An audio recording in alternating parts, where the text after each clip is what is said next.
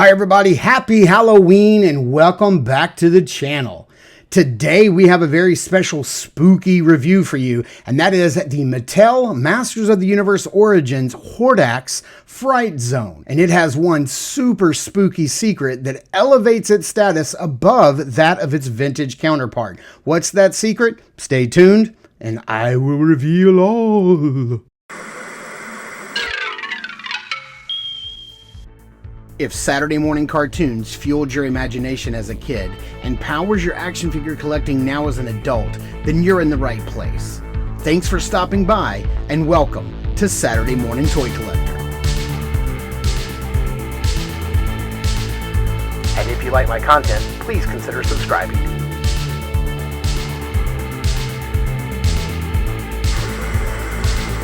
Over the past year, Articulated Empire has become your trusted online retailer. They carry all the latest lines like Mythic Legions, Valiverse, AWOC, Zesray Studios, and much, much more. They ship your items quickly and securely. You'll be quite happy with how Steve and his team follow through with their care and attention. Articulated Empire also offers free shipping over $75 and no tax except for Illinois residents. So head over to articulatedempire.com today and build your empire. Mattel is just the absolute king when it comes to vintage retro style packaging. Just look at this glorious box art here. We have this nice little call out to the inside of the playset. This gorgeous box art featuring all of these wonderful He-Man characters and action poses. We have some box art here that wraps around the side. This illustration it goes across the full back. We've got the holographic 40th anniversary logo there, the Horde logo, Fright Zone there, and this gorgeous frame-worthy, hanging-worthy art on the back of this package. It's just absolutely glorious.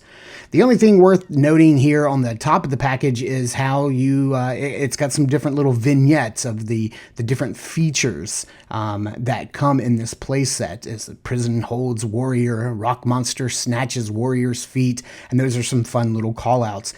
Taking a look at the playset itself, boy, it is just so reminiscent of the vintage style playset. It is glorious all the way into the details. Like there's 3 birds in the trees, except for this time the birds are removable. You can perch them on any branch you'd like. Each one of the branches is also rotatable. It has this nice little chomping action where you can raise and lower the tree. We have one branch that's on a hinge so that it doesn't break. It kind of hangs down a little bit lower. You can rotate each one of the arms and sort of position them. And on the backs, you can see they have some little hidden mechanical details to sort of like play into the mechanical nature hidden behind the natural nature of this of the facade. We've got the Horde face carved into the stonework here, and just like the vintage playset, if you peek inside the jail cell, you'll see a skull and broken chains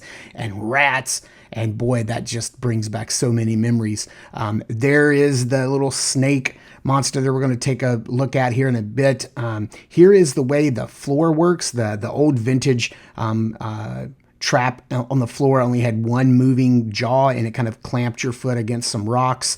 This has 2 moving pieces. They've added this little section, which is nice, and don't worry about hurting your fingers. All the little teeth are rubber. Over this way, we've got some little stairs and steps that go up to a little jail cell there, and man, this thing is just full of detail. Now, one of the things you can do here is let me kind of pop this out easily from the back here. I just want to gently pop this out and show you that you can remove this part of the jail cell, and you can have a full cave that you can walk into with some very large scale figures moving through this archway.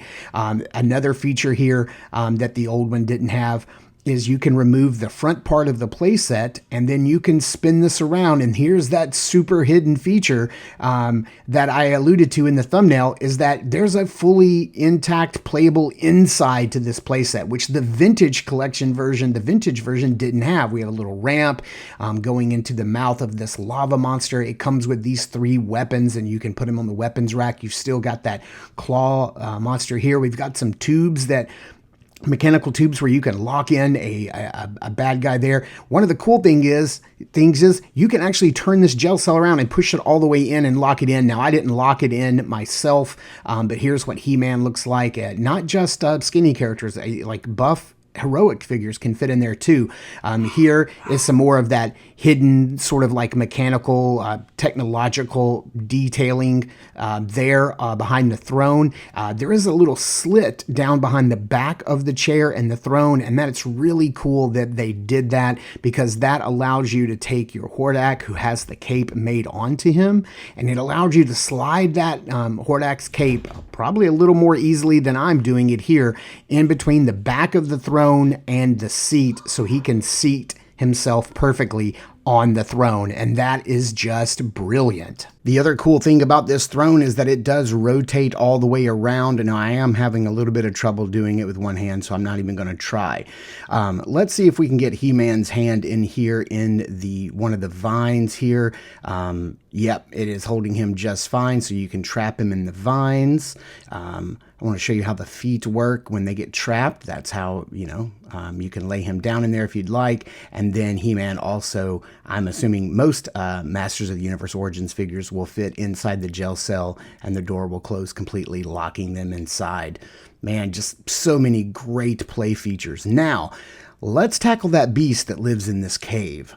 So what used to be a rubber glove that you would put your hand in has become a fully articulated and plastic beast. One of the really cool features is that the head is on a hinge that allows the upper head and the lower jaw to move at the same time. I really like that. It's got full kind of like rotation right here. It's a beautiful paint job. You've got like this nice ball joint here. Each one of the legs are individually articulated. Each foot is on a ball and hinge, and you can move them at the upper joint, not the middle joint, but that's really cool. Full bottom, full painted. Now you can rotate the tail in this one position, but of course doing it does break the sculpt. Again, not a lot of paint on here, but what's there is beautiful. I love this big open mouth. It looks so much like that rubber glove that we used to use as kids. And there is your full complete look at the Horde's Fright Zone. Man, I love this playset. It was one that I didn't have as a kid. I think I did have the slime pit, but I didn't have this. And boy, it is just really cool to have this, to have it go along with the trifecta of Castle Grayskull and Snake Mountain. So thank you guys for staying through this this video. I know it's a little different than I typically do. Be sure to check out our podcast called Across the Toyverse. It comes out every 2 weeks, and you can catch it here on YouTube under the podcast tab or wherever fine podcasts are sold. No, I'm just joking. It's free. Also, be sure to check us out over at Instagram at Saturday Morning Toy Collector. I am your Saturday Morning Toy Collector, Mark, and I'll see you in the toy aisles.